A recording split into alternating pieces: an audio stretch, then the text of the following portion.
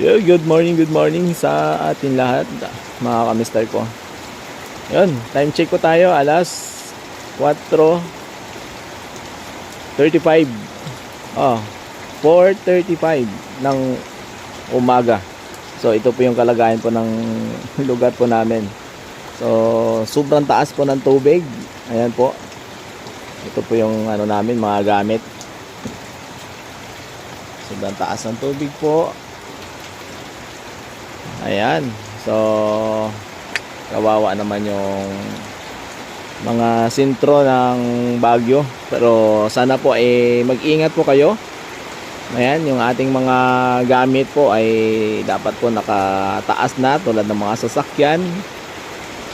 Asa nga yung mga bahay po natin. Ayan, ilagay na po natin sa second floor yung ating mga gamit para hindi po